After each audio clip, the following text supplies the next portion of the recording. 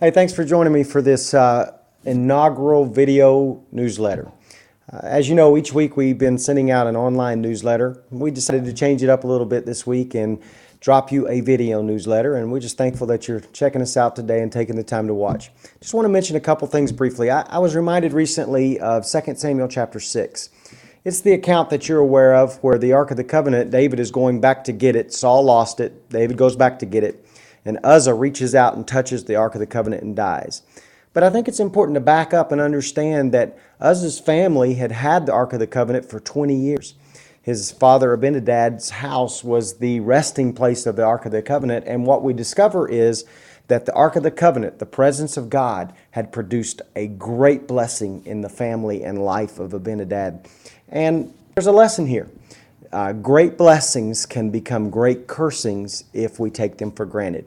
I think you can say without a doubt here at Passion that we have been blessed. When I stop and think about all that God has done for us, the number of people that He's brought our way, including you, the building, the equipment, just the favor, it is just astounding that a church of our age does what we do. And I am so thankful, and I don't want us to take that for granted, because if we take the favor for granted, then a great blessing can become a great cursing. So when I was thinking about that, I thought of a couple things I'd like to mention you today. For instance, one of the great blessings that we have as a church is through the efforts of Danny Nix and our audio and tech team. We have great advantages, technologically speaking, that most churches much older than us don't even have. And it's just been a great blessing to us. But great blessings can become a great curse. And so I want to encourage you to take advantage of all the technology that we have at our disposal. I encourage you to invite your family and your friends to check out Passion. It may be one of the online services might be their first taste of Passion, and then that might draw them in. It's also great for people who are sick or bedridden. I encourage you to invite them to watch. But where it can be a great curse is if you allow that to become a substitute for actually showing up in the building. If you're in town, if you're not sick, if you're not traveling, I want to encourage you strongly to make every effort and attempt to be here during our services. The Bible very clearly states that we should not forsake the assembling together of ourselves. There's something magical, if you will. It's probably not the best word to use, but maybe mystical, or I don't know. I just know that something happens when we come together. The Bible says that God doesn't inhabit buildings anymore. He inhabits people. And so if you're missing, then part of God is missing. Part of His body is missing. What happens is when you show up at Passion, you bring God with you, and there's an atmosphere that takes place. And so we need you here. I want to challenge you this morning to lock in, to make sure that you're here when you can get here. Don't let the technology that's such a great blessing become a great curse to us. And so I just want to challenge you in that way. Another thing is I just want to remind you how old we are. We're 2 years old. And I think a lot of times one of the great blessings of our church is that our systems work efficiently. We have a great team of volunteers that work hard to make sure that everything is working together and working right. But I think if we're not careful, what happens is we forget that we're only 2 years old. I think a lot of times we think we're much older than that, but we're not. I recently, 2 or 3 months ago, had an individual send me an email that said, I'm not going to come back to Passion anymore because you don't need me. You've got everything together. It's all working smoothly, so you really don't need my help. And I stopped and I thought about that. How many 2-year-olds do you know that don't need some assistance and don't need some help? Well, we're there. One particular example. For instance, I want to clue you in on a dirty little secret this morning. Now listen, I won't tell anybody if you won't, but here it is. Did you know that we actually have children's workers and nursery workers who have not been able to come into the sanctuary and worship and experience God for themselves? Because if they left their post in the children's ministry or the nursery ministry, no one would be there to watch our children.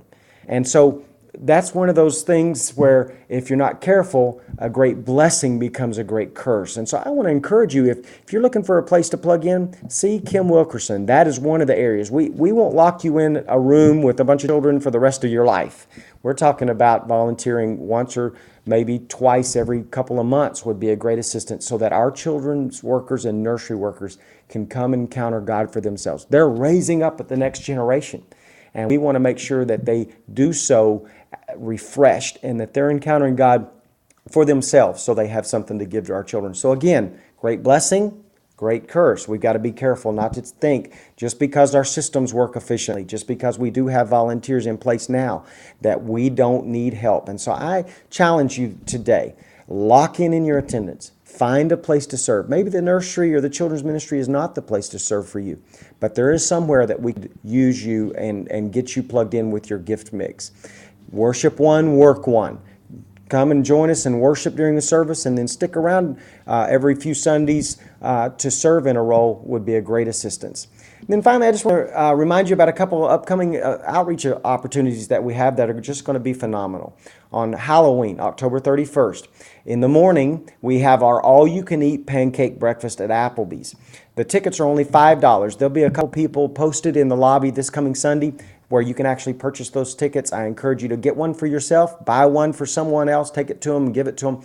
What that does is it's going to allow us to really ramp up, as you've heard me talk about over the last couple of weeks, our Angel Tree outreach, where we minister to foster children. Great opportunity to impact folks that sometimes are forgotten.